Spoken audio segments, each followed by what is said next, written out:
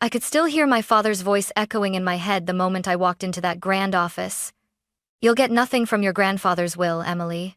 Nothing." He said it with such certainty, such cruel delight, that for a second I almost believed him. My father had always looked at me as the family's weakest link, the daughter born only to be overlooked, while my brother Jason carried the torch of his pride. As I sat down at the long mahogany table, surrounded by greedy relatives and hungry eyes, I clutched my grandfather's pearl bracelet, his last gift to me, like a lifeline. My heart pounded against my ribs as the lawyer adjusted his glasses, scanning the pages. My father leaned back in his chair, smirking. Jason smirked too. And then, the lawyer looked up, met my eyes and smiled.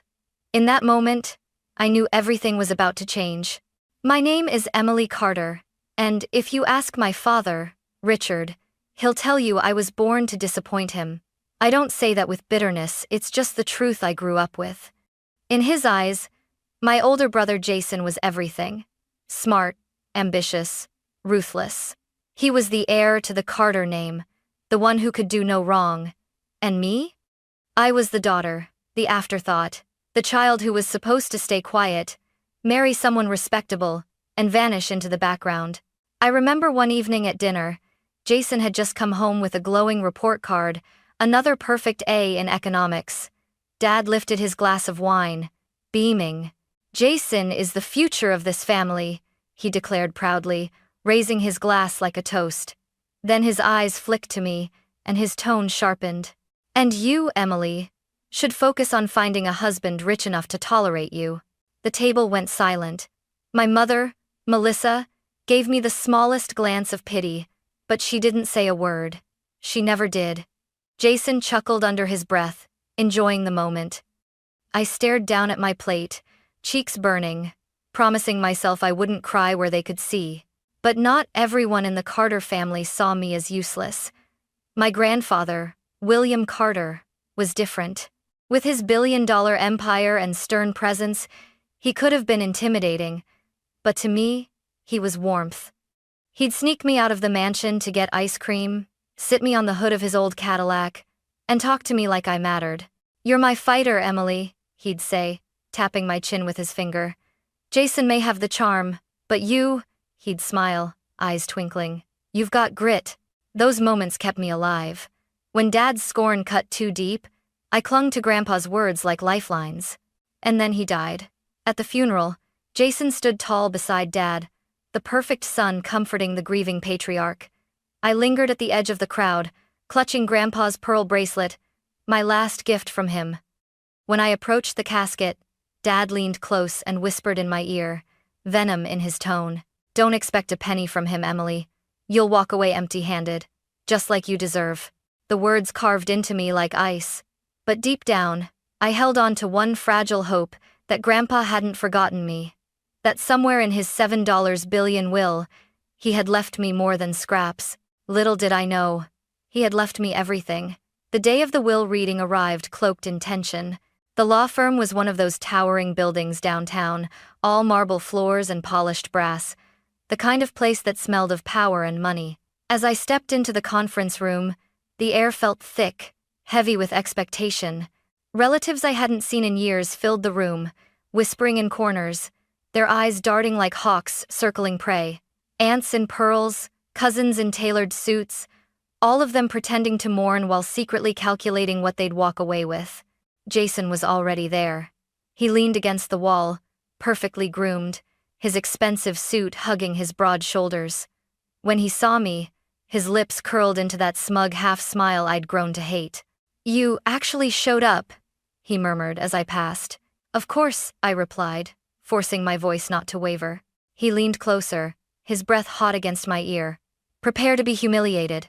I clenched my jaw and kept walking.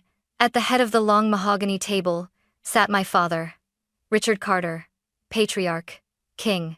He didn't rise when I entered, didn't even smile. Instead, he tilted his head slightly, studying me like I was an unwelcome guest. "Emily," he said smoothly, his voice carrying just enough disdain to slice through me. "I almost told them not to expect you." I met his stare. my heart hammering. I wouldn't miss this for the world. A ripple of whispers swept across the room. Some relatives smirked, others raised their brows, surprised at my boldness. I sank into my chair, clutching Grandpa's bracelet so tightly my knuckles whitened. Then the door opened, and everything went still. Attorney Daniel Foster entered, his presence quiet but commanding. He was tall, with sharp eyes behind silver-rimmed glasses, and he carried the weight of authority like a second skin. He set a thick folder on the table, adjusting his tie before he spoke. "Ladies and gentlemen, thank you for being here. We are gathered to read the last will and testament of William Carter." The room hushed. Even the ticking of the grandfather clock in the corner sounded deafening. Jason sat straighter, clearly eager. Dad leaned back in his chair, his smirk already carved into his face. Daniel opened the folder, flipping to the first page. His voice rang steady and formal. "To my beloved grandson, Jason Carter. I leave the Carter penthouse on 5th Avenue, with all furnishings included, and a cash inheritance of $20 million. Gasps echoed. Jason's smile spread, smug and victorious. He turned his head slightly, mouthing the words, "Told you so." My stomach twisted, but I forced myself to sit tall, to keep my face unreadable. I had been invisible for so long. I refused to let him see fear now. Daniel's hand moved to the next page. His eyes lifted, meeting mine, and he smiled. In that single moment, my father's smirk faltered, and my pulse thundered in my ears. Daniel cleared his throat, the crisp sound slicing through the heavy silence like a blade. He adjusted his glasses and let his gaze travel slowly across the room, as though savoring the anticipation. When his eyes finally landed on me, I felt my chest tighten. Then, unmistakably, he smiled. His voice carried steady authority. "To my granddaughter, Emily Carter, I leave controlling interest in Carter Global Enterprises, along with all subsidiary companies, real estate holdings, and assets valued at approximately $5 billion. The room exploded. Chairs scraped, voices rose, gasps filled the air like gunfire. Jason's smug expression shattered, his mouth dropping open as if he'd been punched. My father bolted upright, his chair crashing against the wall. "What?" Dad bellowed, his voice so sharp it seemed to rattle the windows. "This is outrageous. There must be some mistake." Daniel didn't flinch. "There is no mistake, Mr. Carter. These were William Carter's explicit instructions." Jason slammed his fist on the table, making the water glasses jump. "She's not capable, she's weak, naive. She'll destroy everything Grandpa built." I sat frozen, my pulse hammering in my ears. For a heartbeat, their voices blurred, their fury almost drowning me. But then I looked down at the bracelet circling my wrist, the small pearls gleaming softly, and I remembered Grandpa's words. "You're my fighter, Emily." I raised my head. My voice trembled, but I forced it through the storm. "Funny, Jason. Grandpa didn't think so." The whispers spread like wildfire. Some relatives covered their mouths. Others leaned closer, hungry for the drama. My father pointed a shaking finger at Daniel. "She manipulated him. She must have gotten to him when he was sick, when he wasn't thinking clearly."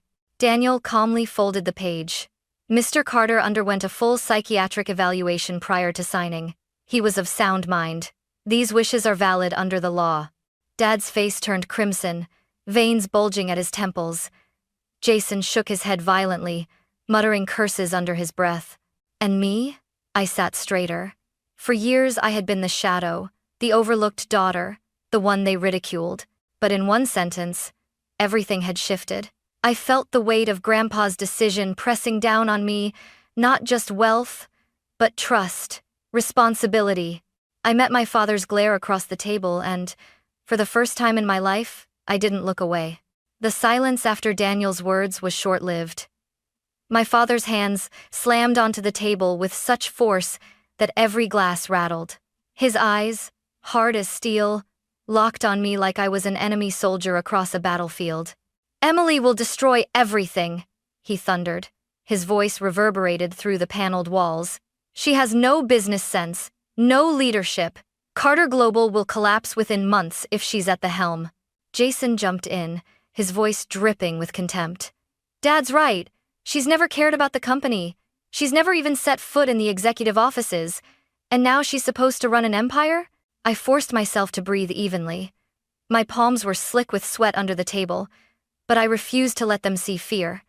Slowly, I rose to my feet. "You mean I'll destroy your plans?" I said, staring directly at Dad. My voice cracked slightly but steadied as the words came. "Grandpa saw through you. He chose me because he trusted me. Not you. Not Jason." Gasps erupted. Some relatives exchanged glances, as though they had never heard me speak so firmly before. Jason scoffed, throwing his hands into the air. "Trust? Don't make me laugh. Grandpa trusted me. I worked in that company for years, learning every detail. And what did you do? Hide in your little world of books and charity events?" I clenched my fists. "I did what you never could be there for him. I listened. I cared when everyone else treated him like a bank account. Maybe I don't know every number in Carter Global, but Grandpa knew my heart. That's why he chose me." My father's face turned scarlet. He leaned over the table, until his face was inches from mine, his breath sharp with anger. "You are an embarrassment. Jason and I built this family name. You were supposed to stay quiet, marry well, and stay out of our way. That's all you were ever good for." The words stung like acid. The same words I'd heard all my life, but something inside me had changed. I straightened my shoulders, lifting my chin. "No, Dad," I said, my voice cutting clean through the air. "Grandpa built this name, and he gave me the chance to carry it forward. You can hate me all you want, but this legacy is mine now." Jason's lips curled into a snarl. "You don't even know what legacy means." I stepped closer, eyes locked on his. "It means more than greed, Jason. More than power. It means responsibility. Something neither of you has ever understood." The room went still, the weight of my words hanging heavy. My father stared at me, shocked that I hadn't backed down, and for the first time, I realized my defiance scared him. Before the shouting could spiral further, Daniel raised his hand. His calm, measured tone cut through the chaos. "Mr. Carter anticipated this tension," he said evenly. "Which is why he left. Something extra." From the leather folder, he pulled out a sealed envelope. The sight alone made the room fall silent. It was thick, cream-colored stationery, sealed with red wax, William Carter's initials pressed firmly in the center. "This," Daniel continued, holding it up for all to see, "is a personal letter, addressed specifically to Emily." The whispers started immediately.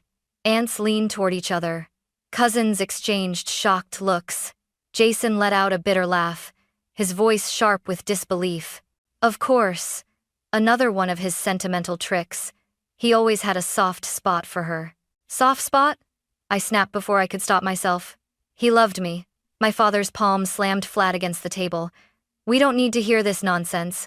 Whatever is in that envelope doesn't change the law, and it certainly doesn't change reality." "Yes, it does," I said firmly, surprising myself with the strength in my voice. "Read it, Mr. Foster. Please." Daniel broke the wax seal with deliberate care, unfolding the letter. He cleared his throat, and then William Carter's words filled the room. "My dearest Emily, the world underestimated you, but I never did. I saw your strength in the quiet moments, when no one else was watching. You were the one who sat with me when I was tired. You were the one who listened when everyone else only demanded. I entrust you with this empire, not as a burden, but as recognition of your strength and your heart." The words blurred, as tears welled in my eyes. I pressed the bracelet against my wrist, clinging to his voice echoing across the silence of death. Jason scoffed loudly. "Strength? She doesn't even know how to balance a budget." Daniel didn't pause. His voice grew stronger. "Jason was raised in privilege. But you, Emily, understood humility. That is why I trust you, not because of what you know, but because of who you are. Remember, money can be gained or lost, but character endures. Protect it. Protect yourself." A hush fell over the room. Even the relatives who had once sided with my father now sat still, their expressions shifting from skepticism to something else, uncertainty, maybe even recognition. My father's jaw clenched, fury simmering behind his eyes. "He was delusional," he muttered, "manipulated." Daniel folded the letter neatly, his eyes scanning the room. Mr. Carter wrote this 6 months before his passing, when he was in good health, fully aware of his decisions. His wishes are final. The silence pressed down, thick and suffocating. Jason fumed. Dad glared, and I felt something new unfurl in my chest. It wasn't just shock anymore. It was resolve. Grandpa hadn't left me his empire by accident. He had left me his faith. And that faith, heavier than any fortune, was mine to carry. Jason's chair screeched violently against the hardwood floor as he jumped up, his face blotched red with fury. His breathing was ragged, shallow like a man cornered. "This is fraud," he screamed, his voice cracking under the weight of his rage. "You forged this. You manipulated him when he was weak, Emily. There's no other explanation." "Jason," Daniel began, his lawyer's composure unshaken. But Jason wasn't listening. He swept his arm across the table, knocking over a crystal glass, sending shards scattering across the mahogany surface. Water spread like veins, soaking the papers. "You'll regret this." Jason jabbed his finger at me, trembling. "You've ruined everything. That empire was supposed to be mine." I stood slowly, my legs trembling beneath me. My heart thundered against my ribs, but I forced my chin up. "It was never yours, Jason. It was Grandpa's, and he chose me." The room gasped, whispers erupting like static. Jason's eyes burned. "You're nothing! You've done nothing! You sat in the shadows while I worked day and night at Carter Global, and now you waltz in here." He slammed his fist so hard the wood cracked faintly. "And steal it all?" I clenched my fists, nails digging into my palms. "I didn't steal anything. Grandpa trusted me. That's something you could never earn." "Shut up!" Jason roared, lunging toward me. Aunt Margaret shrieked. 2 cousins leapt to their feet as if to block him. My father caught Jason's arm, yanking him back just before his fury could spill into violence. "Enough!" Dad barked, though his voice carried no calm, only venom. He glared at me, his face twisted with rage. "Over my dead body will you sit in Grandpa's chair? You are an embarrassment, Emily. You've always been." The words sliced deep, familiar wounds reopening. But this time, the pain fed something else, something sharp and unyielding. I lifted my chin. My voice came steadier than I felt. "Then, you'd better get used to being embarrassed, because I'm not backing down." The relatives gasped again, the room alive with shock. Never in my life had I spoken back to him this way. Dad's hand trembled as he pointed at me. "You are weak, soft. This family needs power, not pity. Jason has the drive, the ambition, and the greed." I cut in. "He has your arrogance, your cruelty. That's why Grandpa bypassed him." Jason's face contorted like a man possessed. "Say that again." I stared him down. "Grandpa knew you only wanted control, not responsibility. And Dad? He knew you'd twist his empire into a weapon, the same way you twist your words. That's why he chose me." The room had become a storm. Voices colliding, relatives muttering, some siding with me, some shaking their heads in disbelief. The chandelier above seemed to tremble with the tension. Jason ripped free from Dad's grip, his body trembling with rage. "I'll contest this will. Fraud. Undue influence. I'll drag you through every courtroom in this country until you're bankrupt and disgraced." Daniel's voice cut through like a gavel. "You can try, Jason. But I assure you, your grandfather took every precaution. Psychological evaluations, multiple witnesses, airtight legal review. His wishes are unshakable in court." Jason froze, stunned by Daniel's firmness, but only for a moment. Then his fury turned on me again, hotter than before. "You'll destroy everything, Emily," he spat. "You're not strong enough, you're not smart enough, you're nothing but a mistake." I felt the sting, yes, but this time I stood taller. "I may be all of those things in your eyes, Jason, but in Grandpa's eyes, I was enough." The air shifted. I could see it in their faces, the relatives, the board members present. They weren't sure anymore. For the first time, doubt shadowed Jason's golden boy glow. Dad's voice came low, like poison. "We'll crush you, Emily. Mark my words. You won't last a year." I met his gaze, my pulse steady now. Maybe I'll fall, but I'll fall fighting for what Grandpa believed in, and that's something you never did." For the first time, My father faltered. His lips parted, but no words came. The silence that followed was thick, broken only by Jason's ragged breathing. And in that silence, I realized something monumental. I wasn't just defending myself anymore. I was standing in Grandpa's place, and I was ready for war. The storm left the room shaken. Jason was pacing like a caged animal, his fists still clenched, while my father sat rigid, lips pressed so tight they'd turned pale. The relatives were restless, whispering, their eyes darting between us like spectators at a gladiator match. The glass shards on the table sparkled under the chandelier, a reminder of how close we had come to tearing each other apart. But beneath the chaos, I felt something new taking root inside me. A stillness, a weight, not fear, responsibility. Daniel, ever calm, closed the folder and folded his hands neatly. "William Carter's wishes are clear," he said, his voice deliberate, steady. "Emily Carter is the majority heir. The board will convene within the month to confirm her controlling stake in Carter Global. Until then, these directives are legally binding." All eyes turned toward me. Dozens of stares pressed down, but for the first time in my life, I didn't shrink. I stood, drawing a breath so deep it steadied the tremor in my chest. "This isn't about money," I began, my voice stronger than I expected. "It never was. Grandpa didn't choose me because of what I could take. He chose me because of what I could give." Some murmurs rose among the family. Aunt Margaret leaned forward, eyes wide. Even one of Jason's closest allies, our cousin Daniel Jr., seemed uncertain now. Jason sneered, his voice dripping venom. "Give? You'll give us ruin. You'll give us shame." I turned toward him. "No, I'll give this family what you never could. Integrity." The words hung in the air, heavy and sharp. A hush spread across the room. For a moment, even Jason didn't know how to answer. My father leaned back, exhaling through his nose, a bitter smile tugging at his lips. "You think this makes you powerful, Emily? Power destroys people. It destroyed me. It will destroy you." I met his eyes without flinching. "Maybe power destroyed you because you used it selfishly. I'll use it differently. Grandpa didn't just hand me a company, he handed me a responsibility, and I won't waste it." For the first time, I caught a flicker in his expression, something that looked almost like hesitation. He quickly masked it, but I'd seen it. The room shifted. A board member cleared his throat.